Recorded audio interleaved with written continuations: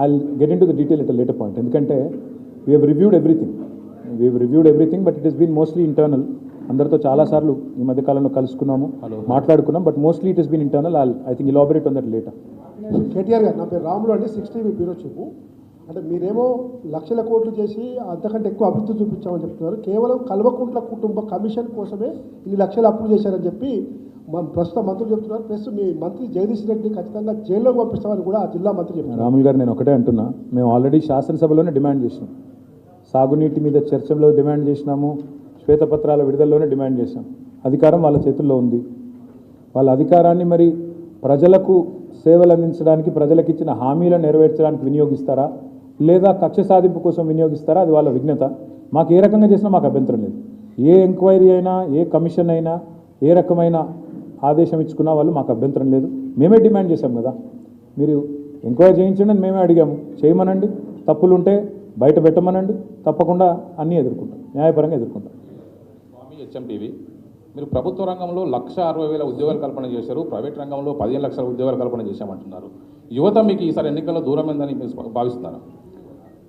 యువత కొన్ని విషయాలు, ఎందుకంటే ఇప్పుడే నేను చెప్పినట్టు ఏమైందంటే, ఒక నిజం అనేది కడప దాటే లోపల అబద్ధం ఊరంతా తిరిగి వస్తుంది అన్నట్టు కొంత అట్లాంటి దుష్ప్రచారాన్ని నమ్మినట్టుగా అనిపించింది చాలా చోట్ల. కాకపోతే దాన్ని సవరించుకోవాల్సిన బాధ్యత మా మీద కూడా ఉంది. కొన్ని డెఫినెట్గా కొన్ని ఆ రోజే స్పందించి ఉంటే బాగుండేదని అభిప్రాయం ఉంది. ఇప్పుడు దాని లోతులోకి నేను పోను. డెఫినెట్గా కొన్ని మా తరఫున కూడా కొన్ని చిన్న చిన్న తప్పులు జరిగినాయి, పొరపాట్లు జరిగినాయి, వాటిని సవరించుకుంటా ముందుకు పోతాం. ఐ థింక్ ఇక ఇదే చాలా సావధానంగా డీటెయిల్గా వచ్చినట్టుంది. కాబట్టి ఇంకా మీరు మళ్ళీ ఇంకెక్కడెక్కడికో వెళ్ళిపోతే మీకు కష్టం, నాకు కష్టం. కాబట్టి వదిలేద్దాం, ఇక్కడికి లంచ్కి వెళ్ళిపోదాం. శ్రీనివాస్ రెడ్డి, ఫ్రీలాన్స్ జర్నలిస్ట్ అండి. శ్రీనివాస్ రెడ్డి గారు, మీరు సంపద సృష్టించారని లాస్ట్ క్వశ్చన్ సంపద సృష్టించారని చెప్తున్నారు. సంపద సృష్టించినప్పుడు అంటే జీతాలు కూడా సరిగ్గా ఇవ్వలేకపోయారు అనేది ఒకటి ఆరోపణ, మరి అప్పులు ఎందుకు పోయారు అనేది వారి ప్రధాన ఆరోపణ.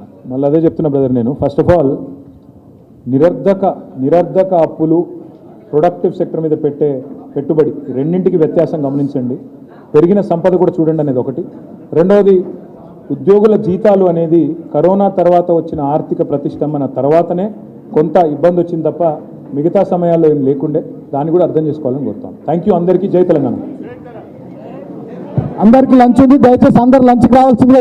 ఇక మీకు తెలుసు, మా ప్రభుత్వం ఐటీలో ఏం సాధించింది అంటే 50